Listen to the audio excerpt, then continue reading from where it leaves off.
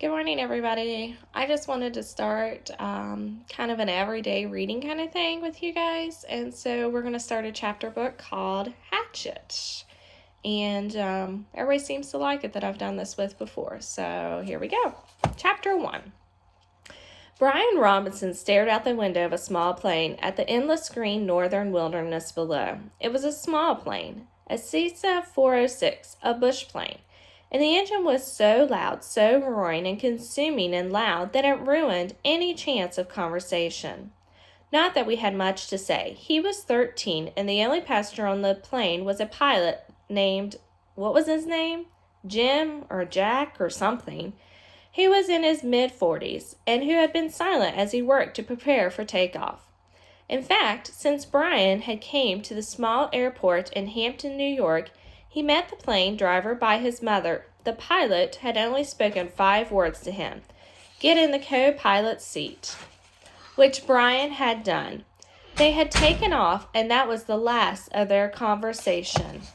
There had been the initial excitement, of course. He had never flown in a single-engine plane before, and being sitting in the co-pilot seat was all the controls right there in front of him, and all the instruments in his face as the plane clawed for altitude, jerking and sliding on the wind currents as the pilot took off, had been interesting and excitement. Then in 5 minutes they had leveled off at 6,000 feet and headed northwest, and from then on the pilot had been silent, staring out the front, and the drone of the engine had been all that was left. The drone and the sea of green trees that lay before the plane's nose had flowed to the horizon, spread with lakes, swamps, and wandering streams and rivers. Now, Brian sat looking out the window with a roar thundering through his ears, and tried to catalog what had led up to his taking this flight. The thinking started. Always it started with a single word: divorce. It was an ugly word, he thought.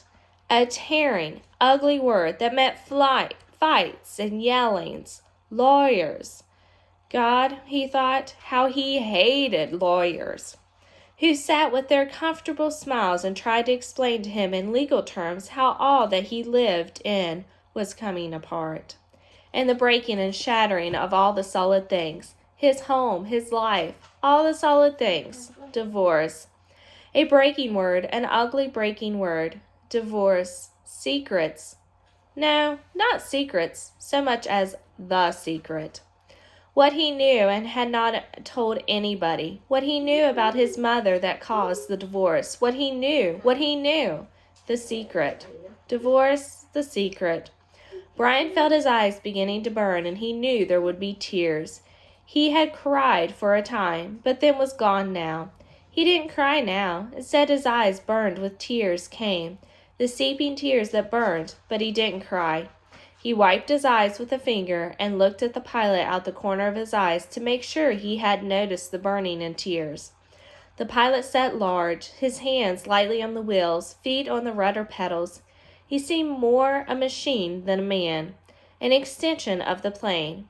On the dashboard in front of him, Brian saw the dials, switches, meters, knobs, levers, cranks, lights, handles that were wiggling and flickering, all indicating nothing that he understood, and the pilot seemed the same way. Part of the plane, not human. When he saw Brian look at him, the pilot seemed to open up a bit and smiled. Ever fly in the co-pilot seat before? He leaned over and lifted the headset off his right ear and put it in his temple, yelling to overcome the sound of the engine. Brian shook his head. He had never been in any kind of plane, never seen the cockpit of a plane except for in films or television. It was loud and confusing. First time. It's not as complicated as it looks. Good plane like this almost flies itself. The pilot shrugged. Makes my job easy. He took Brian's left arm. Here. Put your hands on the controls, your feet on the rudder pedals, and I'll show you what I mean. Brian shook his head. I better not. Sure, try it. Brian reached out and took the wheel in a grip so tight that his knuckles were white. He pushed his feet down on the pedals. The plane slewed suddenly to the right. Not so hard. Take her light. Brian eased off, relaxed his grip. The burning in his eyes was forgotten momentarily as the vibration of the plane came through the wheel and the pedals. It seemed almost alive. "See," the pilot said, let go of his wheel, raised his hands in the air, and took his feet off the pedal to show Brian that he was actually flying the plane alone. "Simple. Now turn the wheel a little to the right and push to the right rudder pedal a small about." Brian turned and the wheel slightly, and the plane immediately banked to the right. And he pressed the right rudder pedal. The noise slid across the horizon to the right, and he left off on the pressure and sliding the wheel and the plane right itself. "Now you can turn. Bring her back to the left a little." Brian turned the wheel left, pushed the left pedal, and the plane came back around. "It's easy," he smiled. "At least this part." The pilot nodded. "All the flying is easy. Just takes learning. Like everything else. Like everything else." He took the controls back, then reached up the rubbered his left shoulder. Aches and pains. Must be getting old. Brian let go of the controls and moved his feet away from the pedals as the pilot put his hands on the wheel. "Thank you." But the pilot had put his headset back on the gratitude, was lost in the engine noise, and thanks went back to Brian looking out the window at the ocean and trees. The burning eyes did not come back, but memories did come flooding in. The words, always the words. Divorce, the secret, fights, split, the big split. Brian's father did not understand, as Brian did. Knew only that Brian's mother wanted to break the marriage apart. The split had came and then the divorce, all so fast, and the court had left him with his mother, except for summers, and what the judge called visitation rights. So formal. Brian hated judges as he hated lawyers. Judges that leaned over the bench and asked Brian if he understood where he would live and why. Judges with a caring look that meant nothing, as lawyers said, legal phrases that meant nothing. In the summer, Brian would live with his father. In the school year, with his mother. That's what the judge said. After looking at papers on his desk and listening to the lawyers talk, words. Now the plane lurched slightly to the right, and Brian looked at the pilot. He was rubbing his shoulder again, and there was a sudden smell of body gas in the plane. Brian turned back to avoid embarrassing the pilot, who was obviously in some discomfort. Must have stomach troubles. So this summer, the first summer when he was allowed to have visitation rights with his father with the divorce, only 1 month old, Brian was heading north. His father was a mechanical engineer who was designed or invented a new drill bit for oil drilling, a self-cleaning, self-sharpening bit. He had worked in the oil fields of Canada, up on the tree line where the tundra started and the forests end. Brian was riding up from New York with some drilling equipment. It had lashed down in the rear of the plane next to the fabric bag the pilot had called a survival pack, which had emergency supplies in case they make the emergency landing. They had to be specially made in the city, riding in the bush plane that the pilot named Jim or Jack or something, who had turned out to be the right guy, letting him flying and all. Except for the smell.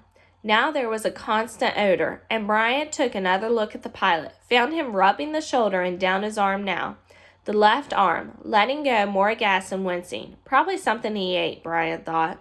His mother had driven him from the city to meet the plane at Hampton, where had been picked up the drilling equipment.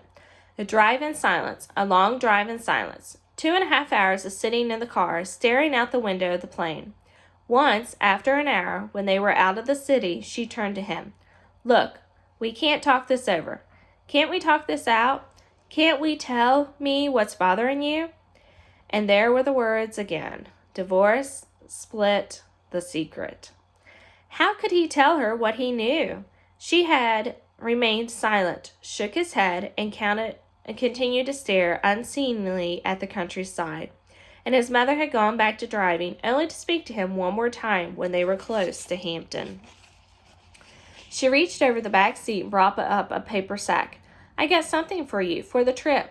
Brian took the sack and opened the top. Inside there was a hatchet, the kind with the steel handle and a rubber hand grip. The head was a stout leather case and had a brass reverent belt loop. "It goes on your belt," his mother spoke now without looking at him. There were some farm trucks on the road now, and she had to weave through them and watch traffic. The man at the store said you could use it, in the woods with your father. Dad, he thought. Not my father, my dad. Thanks, it's really nice, but the words sounded hollow, even to Brian.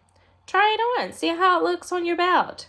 And he would normally have said no, would normally have said that it looked too honky to have a hatchet on your belt.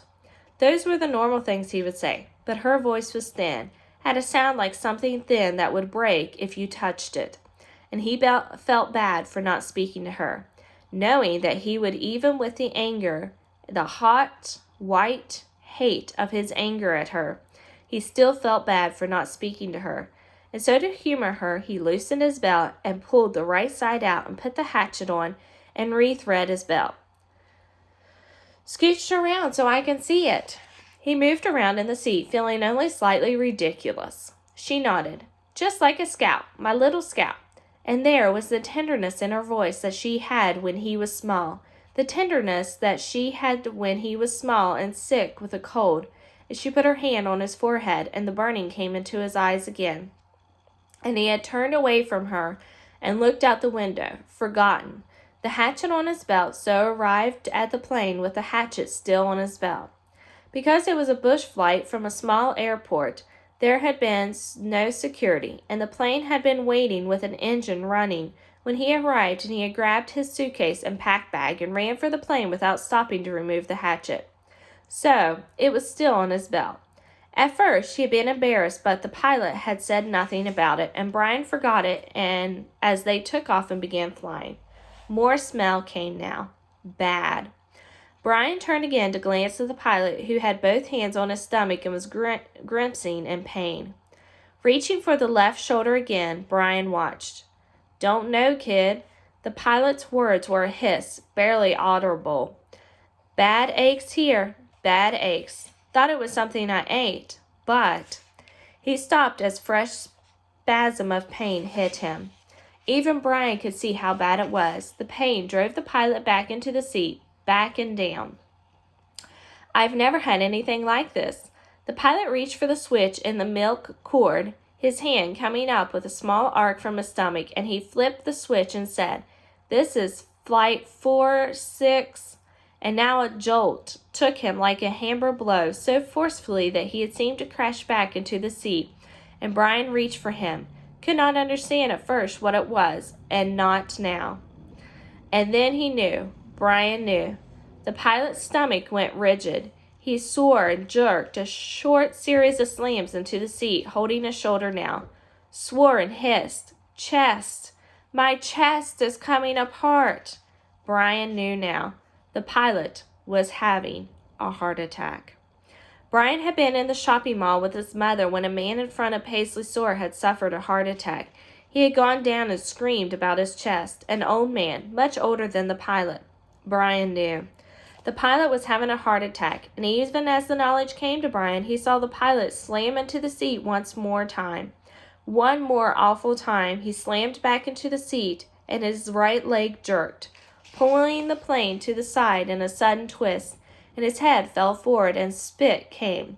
Spit came from the corner of his mouth, and his legs contracted up into the seat, and his eyes rolled back in his head until they were only white. Only white, for his eyes, and the smell became worse. Filled the cockpit and all of it so fast, so incredibly fast, that Brian's mind could not take it at first. Could only see in stages. The pilot had been talking, just a moment ago, complaining of the pain. He had been talking. Then the jolts had came. The jolts that took the pilot back had came. And now Brian sat there with a strange feeling of silence and the thunder and roar of the engine. A strange feeling of silence and being alone. Brian was stopped. He was stopped. Inside, he was stopped. He could not think past what he saw, what he felt. All was stopped. The very core of him, the very center of Brian Robinson, was stopped and stricken with a white flash of horror, a terror, so intense that his breathing, his thinking, and nearly his heart had stopped. Stopped. Seconds passed that became all of his life, and he began to know what he was seeing, began to understand what he saw, and what was worse, so much worse, that he wanted to make his mind freeze again. He was sitting in a bush plane, roaring 7,000 feet above the northern wilderness, with a pilot who had suffered a massive heart attack and who was either dead or in something close to a coma. He was alone in a roaring plane with no pilot. He was alone.